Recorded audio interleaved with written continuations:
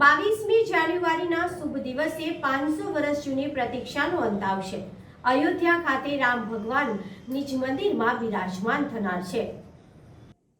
22 જાન્યુઆરીના શુભ દિવસે 500 વર્ષ જૂની પ્રતીક્ષાનો અંત આવશે। 22મી જાન્યુઆરી 2024ના શુભ દિવસે અયોધ્યા ખાતે રામ ભગવાન નિજ મંદિરમાં બિરાજમાન થનાર છે। અયોધ્યા સાથે સાથે સમગ્ર દેશમાં દિવાળી જેવો માહોલ જોવા મળી રહ્યો છે। વડોદરા શહેરમાં પણ 22 જાન્યુઆરીના દિવસે વિવિધ કાર્યક્રમો યોજાનાર છે।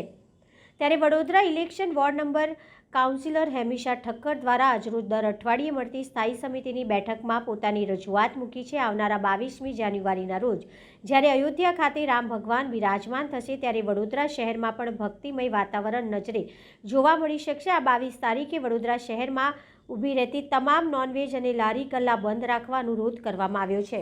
વોર્ડ નંબર 6ના મ્યુનિસિપલ કાઉન્સિલર હેમિશા ઠક્કર દ્વારા વડોદરા મ્યુનિસિપલ કમિશનરને પણ આ મામલે રજૂઆત કરી અને મ્યુનિસિપલ કમિશનરે તેઓને આશ્વસ્ત કાર્ય છે વહેલી તકે આ મામલે વિચારણા કરી યોગ્ય નિર્ણય લઈને જાણ કરવામાં આવશે।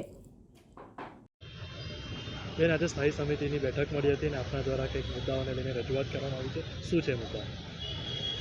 22 જાન્યુઆરી 2024ના દિવસે એ કહેવાય છે કે એક ઐતિહાસિક દિવસ બનવા જઈ રહ્યો છે।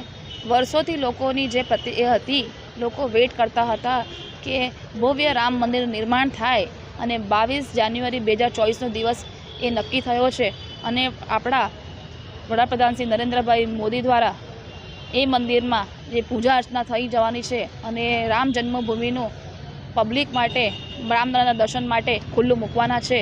ત્યારે એ દિવસ આખા ભારત દેશમાં એક દિવાળીનો દિવસ છે। કહેવાય છે કે લોકો વર્ષોથી એની રાહ જોતા હતા અને એ દિવસ આવવાનો છે। ત્યારે 22 જાન્યુઆરી 2024ના દિવસે વડોદરા શહેરમાં પણ લોકો ભવ્ય ઉજવણી કરવા માટે પણ આતુર છે અને અલગ અલગ પ્રોગ્રામો થવા જઈ રહ્યા છે, જેમાં રામ મંદિરમાં સુંદરકાંડનો પ્રોગ્રામ હોય, ભજનનો પ્રોગ્રામ હોય, મોટી રામલલ્લા માટેની મોટી રેલી કાઢવાની હોય, ભવ્ય શોભાયાત્રા કાઢવાની હોય, ઘણા બધા પ્રોગ્રામો થવા જઈ રહ્યા છે।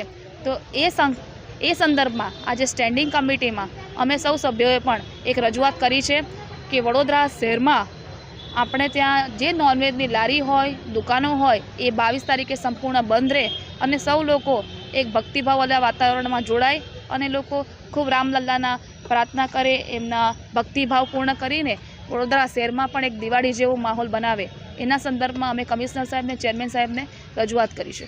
બેનતના વરસાદી ગટરના જે કામો હતા, જે પૂર્વ વિસ્તારના બે કામો એને મુલતવી રખાયા, શું કહેશો વિવાદી? જે કામો મુલતવી રખાયા છે એના માટે સ્ટડી કંઈક કરવા માટેની ચેરમેનશ્રીની હતી કે એના પર થોડા વધારે અભ્યાસ કરવાનો છે, એના માટે કંઈક મુલતવી રાખ્યા છે। વધુ વિગત તમને ચેરમેનશ્રી આપી શકશે।